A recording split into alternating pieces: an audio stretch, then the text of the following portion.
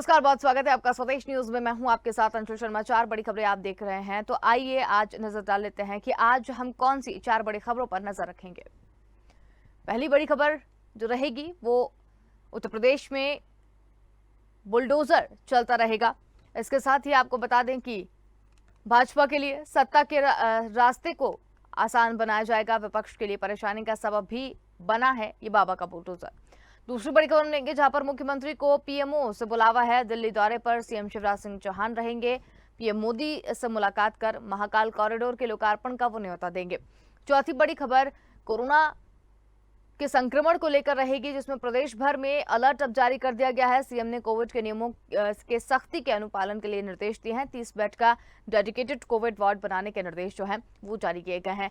और चौथी बड़ी खबर में हम अखिलेश और भाजपा सरकार पर जो आरोप और प्रत्यारोप का दौर लगातार देखने को मिल रहा है उस पर बात करेंगे, जिसमें भाजपा सरकार जिम्मेदारी से चूकी और यूपी में गहराने लगा है बिजली पानी का संकट। चलिए पहली बड़ी खबर की ओर करेंगे, जहां पर यूपी में विधानसभा चुनाव हुए हैं। भाजपा के लिए सत्ता के रास्ते को बुलडोजर ने आसान बनाया था। ये मुद्दा भी रहा था कि विपक्ष के लिए परेशानी का सबब भी है। योगी आदित्यनाथ चुनाव में जहां भी जाते हैं पब्लिक उन्हें बाबा बुलडोजर बुलाती है। पब्लिक को उनकी ये कार्रवाई पसंद थी, इसलिए अब योगी 2.0 में फिर से बुलडोजर ही गरज रहा है। माफिया से लेकर विपक्ष के विधायकों तक में इसका खौफ है।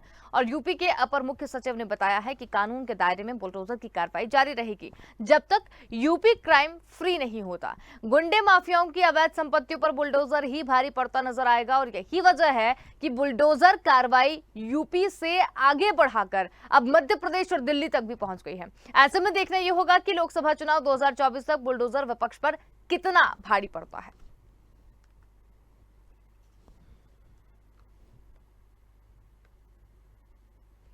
तो आपको बता दें कि बाबा का बुलडोजर काफी भारी पड़ता हुआ नजर आ रहा है। गुंडे माफियाओं को जब तक उत्तर प्रदेश से नहीं खत्म कर दे, जब तक इसी तरीके की कार्रवाई जो है वो जारी रहेगी।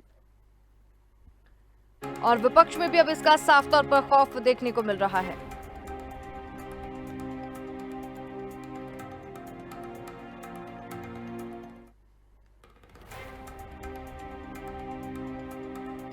और हमारे साथ ज्यादा जानकारी के लिए संवाददाता शिव सैनी जुड़ गए हैं। शिव जी, 2024 में बुलडोजर का मुद्दा क्या फिर से जोर पकड़ता हुआ नजर आएगा? क्योंकि विपक्ष के लिए भी परेशानी का सबब जो है वो देखने को मिल रहा है कि जितने भी अवैध अतिक्रमण होते हैं, गुंडे मवाली होते हैं, उनके घर पर जाकर बुलडोजर चला दिया जाता है और कहीं ना कहीं जनता को भी ये जो कार्रवाई है ये पसंद आ रही है।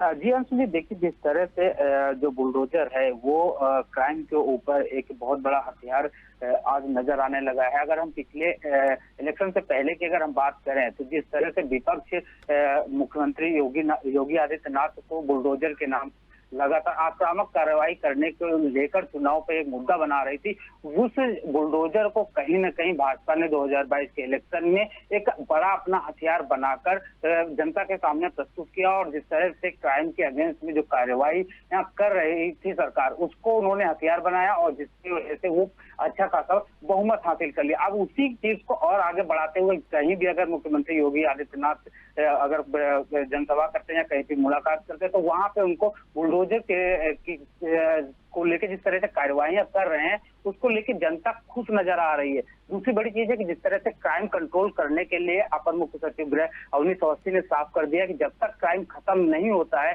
तब तक ये ऐसी कार्रवाइयां होती रहेंगी जिससे कि एक जो क्राइम है उसमें जो खौफ है वो बना रहे और जैसे कि ये जो क्राइम का जो ग्राफ है उत्तर प्रदेश में वो क्राइम मुक्त हो जाए उत्तर प्रदेश। अंशुल जी बिल्कुल, लेकिन ये जो बुलडोजर की कार्रवाई देखने को मिल रही है शिव सैनी जी, जो जनता भी इसे कहीं ना कहीं पसंद कर रही है, लेकिन एक विशेष वर्ग में इसका रोष भी खासतौर पर देखने को मिल रहा है।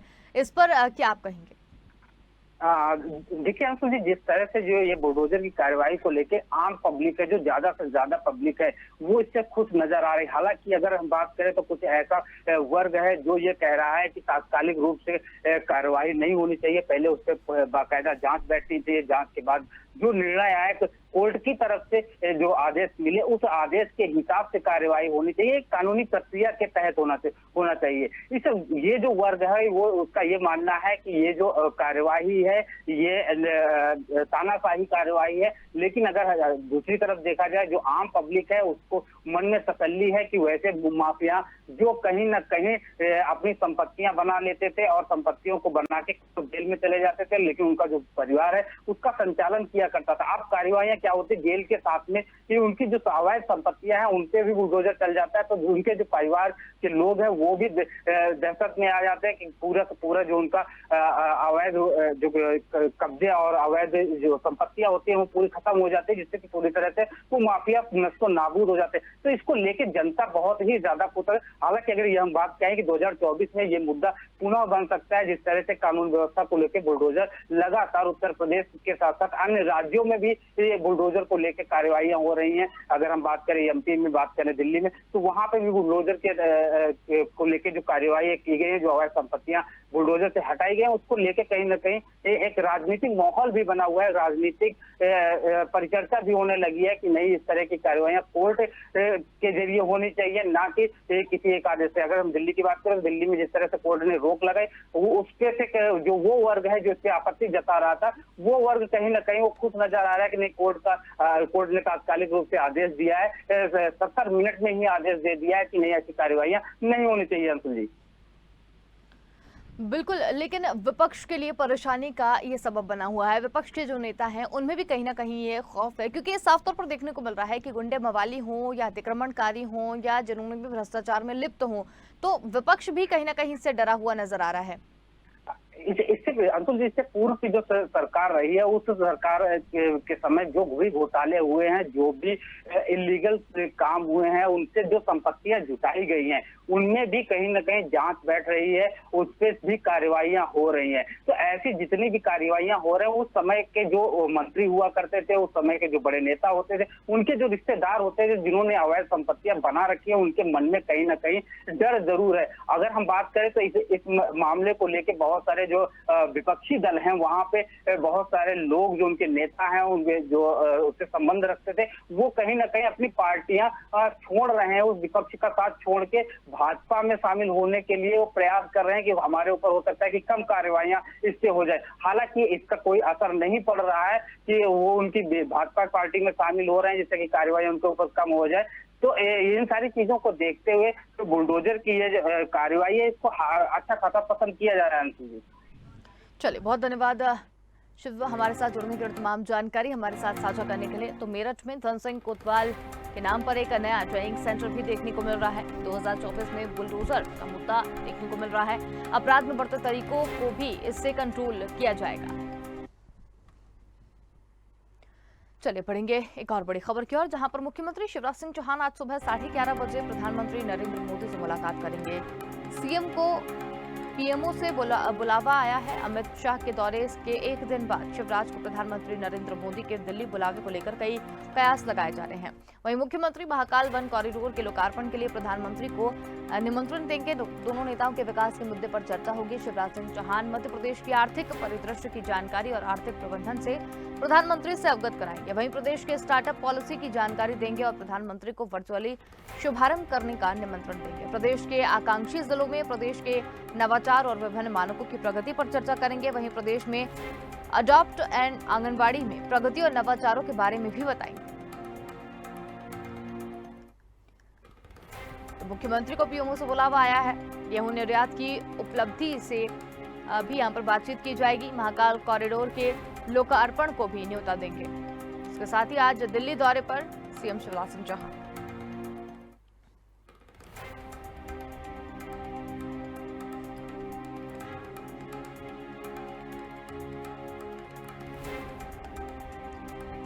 बड़ी खबर आपको बता रहे हैं, जहां पर मुख्यमंत्री को पीएमओ से बुलावा, वहीं प्रदेश के विकास के विभिन्न मुद्दों पर बातचीत की जाएगी। गेहूं निर्यात की उपलब्धि भी देखने को मिलेगी। और ज्यादा जानकारी के लिए संवाददाता विवेक राणा हमारे साथ यहाँ पर जुड़ गए हैं। जी विवेक, प्रधानमंत्री ने बुलवाया है सीएम शिवराज सिंह चौहान को, क्या कुछ मुद्दों पर बातचीत हो सकती है?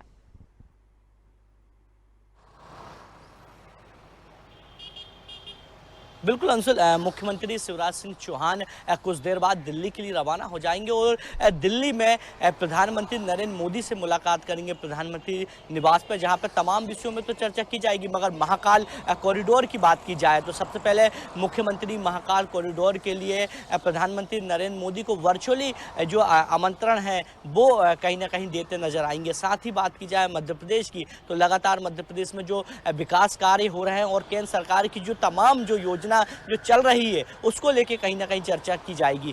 साथ ही बात की जाए गेहूं निर्यात की तो लगातार गेहूं निर्यात को लेके मुख्यमंत्री शिवराज सिंह चौहान ने प्रदेश में अधिकारियों से जो चर्चा की थी, जो बैठक की थी, तो कहीं ना कहीं प्रधानमंत्री नरेंद्र मोदी से इसको लेके चर्चा की जाएगी। और साथ ही चर्चा के दौरान मध्य प्रदेश के किसानों को किस प्रकार से जो सही जो गेहूं का जो मूल्य है, उचित मूल्य है, वो कैसे दिलाया जाए, इस पर चर्चा हो सकती है। मगर बात की जाए मध्य प्रदेश की तो मध्य प्रदेश में लगातार केंद्र सरकार द्वारा जिस प्रकार से जो योजना जो चलाई जा रही है, बात की जाए प्रधानमंत्री आवास योजना की बात की जाए या तमाम योजनाओं की बात की जाए, तो इसको लेके भी मुख्यमंत्री शिवराज सिंह चौहान चर्चा करते नजर आएंगे। साथ ही जिस प्रकार से कल अमित शाह का एक दिवसीय दौरा था और दौरे के दौरान करीब 2 घंटे अमित शाह ने बीजेपी कार्यालय में तमाम कैबिनेट के मंत्री और कोर ग्रुप के जो सदस्य हैं उनके साथ बैठक की थी और 2023 के चुनाव को लेके एक रोड मैप तैयार किया गया था, तो उसको लेके भी चर्चा मुख्यमंत्री शिवराज सिंह चौहान प्रधानमंत्री नरेंद्र मोदी से करते नजर आ सकते हैं। मगर बात की जाए मध्य प्रदेश की तो मध्य प्रदेश में और क्या आगे विकास कार्य करना है और उनकी गति किस प्रकार से तेज की जाए, जिसको लेके मुख्यमंत्री शिवराज सिंह चौहान की आज की जो मुलाकात है प्रधानमंत्री नरेंद्र मोदी से बड़ी अहम मानी जा रही है। जी बिल्कुल विवेक, लेकिन जिस तरीके से बैठक तो ये बड़ी मानी जा रही है, प्रधानमंत्री को न्योता भी कहीं ना कहीं देने गए हैं, क्योंकि जिस तरीके से उज्जैन में महाकाल कॉरिडोर का शुभारंभ यहाँ पर किया जाएगा उसमें भी बुलाया जा रहा है। और गेहूं निर्यात की अगर बात की जाए तो मध्य प्रदेश की गेहूं को अंतर्राष्ट्रीय स्तर पर पहचान मिल सके, इसके लिए भी प्रयास करते हुए नजर आ रहे हैं। तो क्या इन सब मुद्दों को लेकर भी बातचीत हो सकती है?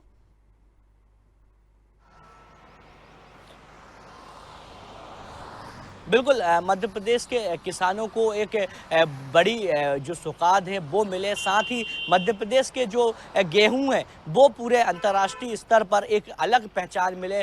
साथ ही मध्य प्रदेश के जो किसान हैं उनको एक अलग उचित जो मूल्य है गेहूं का वो मिले, जिसके लिए लगातार मध्य प्रदेश के मुख्यमंत्री दिल्ली में भी केंद्रीय मंत्री से बैठक की थी और आज एक बार फिर प्रधानमंत्री नरेंद्र मोदी से जब मुलाकात होगी मुख्यमंत्री की तो मध्य प्रदेश के गेहूं की तो चर्चा की जाएगी। साथ ही किस प्रकार से मध्य प्रदेश में जो गेहूं उत्पाद हो रहा है उसको किस प्रकार से निर्यात किया जाए, क्योंकि लगातार बात की जाए यूक्रेन और रूस की बात की जाए तो जिस प्रकार से जो युद्ध चल रहा है तो उसको ध्यान में रखते हुए अंतर्राष्ट्रीय स्तर पर मध्य प्रदेश का जो गेहूं है वो कहीं ना कहीं मांग उसकी ज़्यादा देखने को मिल रही है। क्योंकि अन्य राज्यों की बात की जाए तो अन्य राज्यों की अपेक्षा मध्य प्रदेश का जो गेहूं है वो सरबती गेहूं कहा जाता है और बहुत अच्छा उचित मूल्य उसको मिले, जिसके लिए आज मुख्यमंत्री शिवराज सिंह चौहान जो हैं वो प्रधानमंत्री से इस पर चर्चा करेंगे। साथ ही बात की जाए महाकाल कॉरिडोर की तो लगातार महाकाल कॉरिडोर को लेकर मुख्यमंत्री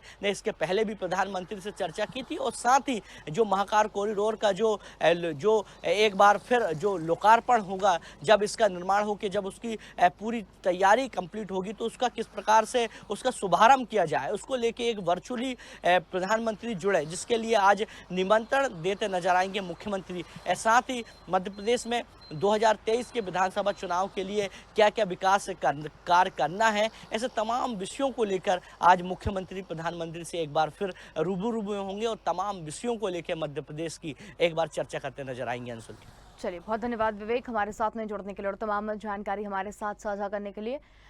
एक और बड़ी खबर की ओर रुख करेंगे, जहां पर स्वास्थ्य विभाग की ओर से प्रदेश भर में कोरोना संक्रमण को लेकर अलर्ट जारी कर दिया गया है। सीएम योगी आदित्यनाथ ने अधिकारियों को सभी सरकारी और मेडिकल कॉलेज को पूरी तौर पर तैयार करने के निर्देश दिए गए हैं, जिसके तहत हर एक मेडिकल कॉलेज में एक डेडिकेटेड कोविड वार्ड इसके लिए नियत किया गया है। जिसके साथ ही सरकारी अस्पतालों में केस बढ़ने पर 10% बेड आरक्षित रखने के निर्देश सीएम की ओर बढ़ा दिए गए हैं। वहीं प्रदेश के हर मेडिकल कॉलेज में 30 बेड का डेडिकेटेड कोविड वार्ड तैयार करने के भी निर्देश दिए गए हैं और ऐसा जारी कर दिया गया है। मरीज बढ़े तो सभी सरकारी अस्पतालों में 10% बेड आरक्षित किए जाएंगे। मेडिकल कॉलेज और अन्य सरकारी अस्पतालों में पीको वार्ड भी बनाए गए हैं। पीजीआई और निदेशक डॉक्टर आर.के. धीमान ने बताया कि प्रदेश में अभी स्कूलों को बंद करने की जरूरत नहीं है। 12 साल से ऊपर के सभी बच्चों को टीके का कवच मिल सके, इसको सुनिश्चित किया जाए। तो प्रदेश में भी कोरोना का अलर्ट देखने को मिल रहा है, लेकिन अलर्ट से पहले ही प्रशासन ने सभी को अलर्ट कर दिया है। 30 बेड का डेडिकेटेड कोविड वार्ड बनाने के निर्देश यहां पर दिए गए हैं। ज्यादा जानकारी के लिए रुक करेंगे, हमारे साथ अविरल जुड़ गए हैं। अविरल, यूपी में कोरोना ने दस्तक दे दी है। प्रदेश भर में कोरोना के संक्रमण को लेकर अलर्ट जारी कर दिया गया है। क्या तैयारियां देखने को मिल रही हैं? बिल्कुल अंशुल, देखिए मैं आपको बता दूं, जिस तरीके से कोरोना वायरस फिर से अपने पैर पसार रहा है, तो ऐसे में उत्तर प्रदेश की योगी सरकार फिर से हाई अलर्ट हो गई है। आप ये समझिए कि जो डिप्टी सीएम है ब्रजेश पाठक, वो भी लगातार जो है ग्राउंड पर चल के अपने जो है फिजिकल निरीक्षण कर रहे हैं। सभी जो है अस्पताल है उनका, आप ये समझिए कि 24 घंटे के अंदर में 188 मामले सामने आए थे कोरोना के। तो एक बेहद ये गंभीर विषय है, इसका चौंकाने वाला विषय है। तो इसमें बड़ी सतर्कता के साथ में सब काम करने हैं। साथ ही साथ सभी ऑक्सीजन प्लांट्स जो है वो बिल्कुल रेडी कर दिए गए हैं, किसी भी तरीके से ऑक्सीजन की कोई कमी ना हो। साथ ही साथ बेड जो है वो बेड की भी कोई कमी ना हो, अतिरिक्त बेड भी बनाए जा रहे हैं। और आप ये समझिए कि जिस तरीके से सोशल डिस्टेंसिंग और मास्क, सैनिटाइजर, इन सभी चीजों की जो प्रिकॉशन लेने थे, उनके बारे में भी साफ तौर पर बताया जा रहा है। जनता, पब्लिक को, सबको जागरूक किया जा रहा है कि आप जो है कोरोना वायरस जिस तरीके से जो है खत्म नहीं हुआ था, तो ऐसे में फिर से अपनी जो वो चीजें थी जिनको आपने प्रिकॉशन अपनाया था, दोबारा से फिर से वही सारी चीजें करें। हालांकि कोई भी पैनिक जैसी स्थिति ना क्रिएट हो, इसलिए योगी सरकार लगातार बात कर रही है। और साथ ही साथ आप ये समझिए कि जो वैक्सीनेशन की बात योगी सरकार ने की थी, उसमें 100% लगभग उन्होंने बताया था कि 100% जो है वो वैक्सीनेशन प्रथम डोज हो गई थी और सेकंड डोज भी लगभग हो गई है। और इसके बाद में बूस्टर डोज का भी जो है सीधे तौर पर प्रावधान है। और जो भी चीजें कोविड के लिए, कोविड को हराने के लिए की जानी चाहिए, वो उत्तर प्रदेश सरकार, योगी सरकार साफ तौर पर करती हुई दिखाई दे रही है। अंशुल, बिल्कुल, लेकिन जिस तरीके से कोरोना का अलर्ट देखने को मिल रहा है, कोविड नियमों को लेकर सख्ती के अनुपालन के भी यहाँ पर निर्देश दे दिए गए हैं। अविरल, एक पीकू वार्ड को लेकर भी यहाँ पर बात निकलकर सामने आई है कि वो भी बनाया जा रहा है, तो क्या खासियत रहेगी इसमें? बिल्कुल, देखिए आप ये समझिए कि मैं आपको बता दूं, जिस तरीके से पहले कोविड के दौरान पे सभी जो है चौराहों पर और जगह जगह पर कोविड के अलर्ट की जो सायरन बजते थे, उनमें साफ तौर पर निर्देश दिया जाता था कि आप सोशल डिस्टेंसिंग बनाएं, ये सारी चीजें करें। तो ऐसे में जब आप समझिए स्वास्थ्य विभाग है, जितने भी सीएमओ हैं, डीएम हैं, उन सभी को आदेशित कर दिया गया है कि वहां पर छोटे छोटे वार्ड ऐसे बनाएं, उसमें भी कुछ ऐसी चीजें रखें, पीकू वार्ड में भी, कि उसमें ऑक्सीजन की पूरी व्यवस्था हो। और अगर कोई गंभीर व्यक्ति आता है, मरीज आता है, तो उसकी तत्काल प्रभाव से उसको देखा जाए, जिससे कि कहीं कोई ऐसी स्थिति पैदा ना हो जो कि भयावह स्थिति हो। हालांकि फिर भी समझिए कि जो जिस तरीके से जनता ने अपनी डोज पूरी ले ली है कोविड वैक्सीन की, तो इसका प्रभाव कम देखने को मिल सकता है। आप ये समझिए कि जिस तरीके से पिछली बार जो घटनाएं हुई थी, उससे कहीं ना कहीं लोगों ने सबक लिया है। और इम्यूनिटी लोगों की जो है वो, अपनी इम्यूनिटी के ऊपर भी लोग काम कर रहे हैं। और इम्यूनिटी जिसकी अच्छी होती है, वो कोविड से लड़ने में बेहतर साबित होते हैं व्यक्ति। तो ऐसे में ये तमाम चीजें जो है कोविड के दौरान अंशुल, इनका पालन कराए जाने के लिए उत्तर प्रदेश सरकार कटिबद्ध नजर आ रही है। अंशुल, चलिए, बहुत धन्यवाद अविरल, हमारे साथ में जुड़ने के लिए, तमाम जानकारी हमारे साथ साझा करने के लिए। तो चौथी बड़ी खबर में हम बात करेंगे, जहां पर सपा अध्यक्ष अखिलेश यादव ने कहा कि भाजपा राज्य में, प्रदेश में पानी बिजली का संकट गहराने लगा है। राज्य सरकार चूंकि हमेशा से ऑल इज वेल के मूड में रहती है, इसलिए जनता की परेशानियों से वो कोई वास्ता नहीं रखती है। मुख्यमंत्री जी अपने बैठक दर बैठक में व्यस्त रहते हैं और आदेश पर आदेश निकालकर संतुष्ट हो जाते हैं। तभी गर्मी की शुरुआत में ही ट्रांसफार्मर फूंक रहे हैं, लोग घंटों घंटों तक अंधेरे में रहने को मजबूर हैं। बिजली के अभाव में नलों से भी कभी पानी नहीं आता। अधिकांश जगह पर हैंडपंप बेकार पड़े हैं और ट्यूबवेल भी काम नहीं कर रही है। सबसे बुरी दशा तो बुंदेलखंड की है, जहां पर पहाड़ी इलाका होने से पेयजल संकट से लोग त्रस्त हैं। बड़ी खबर आपको बता रहे हैं, अखिलेश का भाजपा सरकार पर आरोप देखने को मिल रहा है। ऑल इज वेल को लेकर भी उन्होंने तंज कसा। ज्यादा जानकारी के लिए संवाददाता पवन कुमार हमारे साथ जुड़ गए हैं। जी पवन, अखिलेश का भाजपा सरकार पर आरोप लगाया गया है, बैठक दर बैठक करते रहते हैं, क्या कुछ अधिक जानकारी?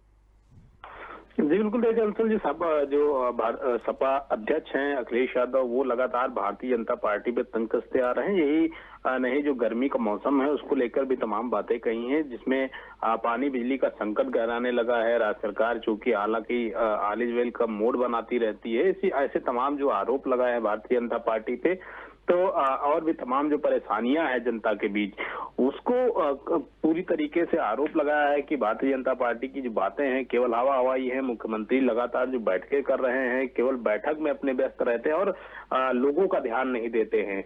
आदेश का पालन जो है वो निकाल कर संतुष्ट हो जाते हैं। अभी गर्मी की शुरुआत है, ट्रांसफर फूक रहे हैं, लोग घंटों घंटों तक अंधेरे में रहने को मजबूर हैं, बिजली के अभाव में नलों में पानी नहीं आ रहा है। अधिकांश ऐसे हैंडपंप बेकार पड़े हैं, ट्यूबवेल हैं जो सरकारी, वहां पे बिजली की पूर्ति नहीं हो रही, किसानों को तमाम प्रकार की समस्याएं हो रही हैं।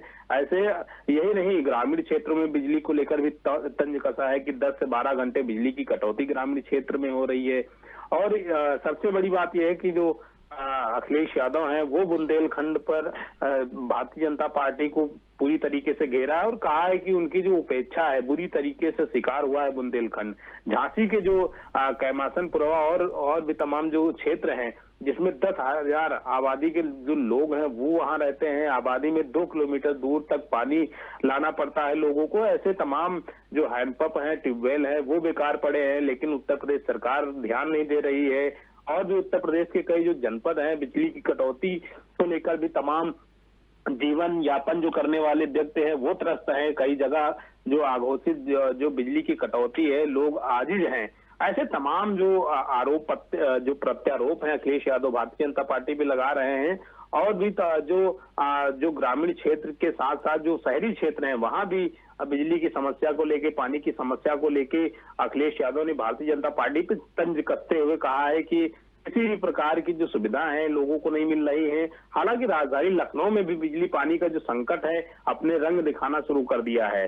शहर से बड़ी जो घनी आबादी है, भीड़ भाड़, अब बाजार जो है, अमीनाबाद बाजार है और भी तमाम जो क्षेत्र हैं वहां पे ट्रांसफर हो गए हैं, लेकिन अभी तक की कोई जानकारी सरकार के द्वारा नहीं हुई, ना उनके कर्मचारी ध्यान दे रहे हैं। 12,000 से ज्यादा लोग अंधेरे में रहने को मजबूर हैं। प्रदेश के अन्य जनपदों में ऐसे ही जो समाचार हैं वो आ रहे हैं, बिजली संकट के समाचार आ रहे हैं, पानी की समस्या आ रही। ऐसे में भारतीय जनता पार्टी जो जनता की महंगाई से भी वैसे ही दुखी है, लेकिन बिजली पानी संकट भी एक प्रकार से बहुत बड़ी समस्या है।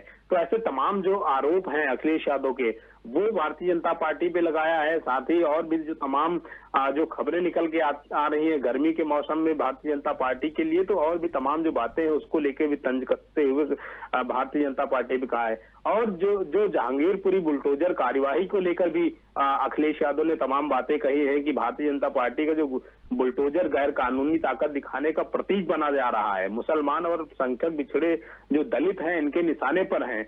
अब इनके उन्माद का जो शिकार हिंदू भी हो रहा है। भारतीय जनता पार्टी दरअसल संविधान पर ही बुलडोजर चला रहा है, ना कि भारतीय जनता पार्टी किसी के ऊपर बुलडोजर चला रहा है। जी चलिए, बहुत धन्यवाद पवन हमारे साथ में जुड़ने के लिए और तमाम जानकारी हमारे साथ साझा करने के लिए। और फिलहाल के लिए इस बुलेटिन में इतना ही। देखते रहिए स्वदेश न्यूज, क्योंकि सबसे पहले देश।